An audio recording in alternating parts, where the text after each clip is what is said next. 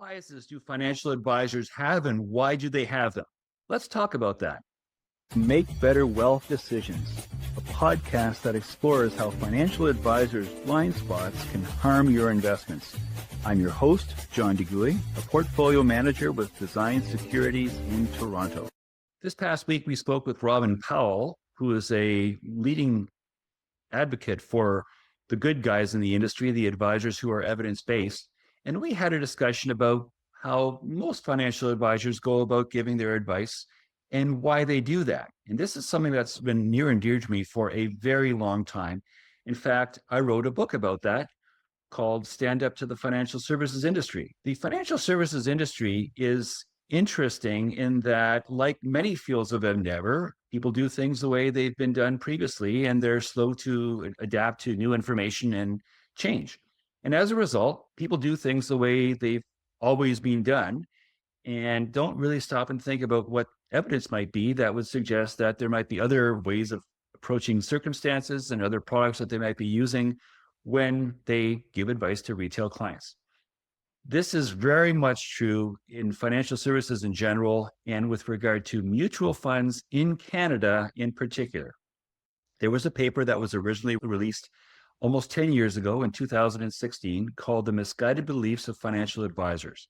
This paper showed beyond any reasonable doubt that Canadian mutual fund registrants chased past performance, didn't really care about product cost, and ran concentrated positions, which is to say they did not diversify. Now, all three of those things are demonstrably, categorically wrong. They are all contrary to what the best evidence in finance has been showing for many years, certainly a number of decades. And yet financial advisors have these so-called misguided beliefs. What we found that was perhaps the most interesting in this research is that this wasn't just being done out of a case of misplaced agency of advisors trying to get the biggest commissions or doing it because their firm suggested certain products or whatever. These were advisors who were doing it even with their own accounts, doing these things, and they were doing these things even after they themselves retired, which is to say, we now have clear smoking gun evidence that financial advisors actually believe what they're doing is right, even though the evidence is categorical that it's wrong. So why is that? It seems to me that a lot of the problem here rests in the distinction between disinformation and misinformation. The people in the financial services industry make a lot of money when people recommend high-cost, actively managed products. And as a result, they will talk about high-cost, actively managed products as though they are superior to low-cost passive products, even though the evidence makes it very clear that's not the case.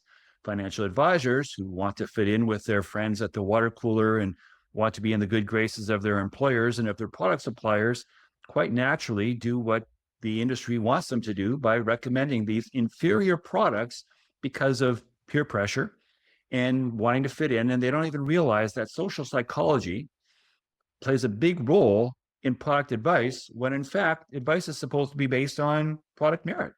That's not what the way things are working. The distinction once again is between misinformation and disinformation. It seems as though product manufacturers, product distributors, and even industry regulators condone or actively promulgate disinformation. Disinformation, you need to understand, is the knowing, willful saying of things that are obviously not true. So not only are these things not true, not only does cost matter, not only is it bad to chase past performance, not only is it wrong to run concentrated positions, but the people that are at the top of the food chain who manufacture products and distribute them and regulate them know full well that those things are wrong, but they do nothing to disabuse their registrants of these ideas because these ideas are good for business. So what happens is we have the product manufacturers and distributors saying things or implying things, strongly suggesting things that are obviously demonstrably untrue. We have a lot of pliable financial advisors who don't really have a lot of financial training because mutual fund registration is very easy to get, and you don't necessarily have to be a math wizard or a finance wizard in order to be registered to sell mutual funds. These people want to fit in, they want to feed their families, they do what's easy. And so they take this disinformation that is being fed to them by the industry, internalize it, and when they speak to their clients, because they believe it's true, they parrot this information to their clients. So the advisors here are not actually guilty of spreading disinformation, they're spreading misinformation. So the difference is one of intent. Both disinformation and misinformation are spreading stories that are false. They're passing on information that is obviously not correct. The difference is intent. Disinformation is when you know it's false and you do it deliberately, knowingly anyway. Misinformation is when you don't really know that you're doing anything wrong, because even though what you're saying is wrong, you don't realize it's wrong. You don't have any nefarious intent. You're just doing what you thought was right because you honestly didn't know any better. So here's the problem. We've now gone almost a decade in Canada where financial advisors spread misinformation because they have been spoon-fed disinformation by the industry, and the industry has done absolutely nothing to disabuse these advisors of their misguided beliefs, even though it's been proven without any reasonable doubt more than a decade ago. It's scandalous, and you should be infuriated. John DeGooey is a portfolio manager with Design Securities in Toronto. The views expressed in this programme are not to be construed as specific advice. It is recommended that you consult a qualified advisor before taking action.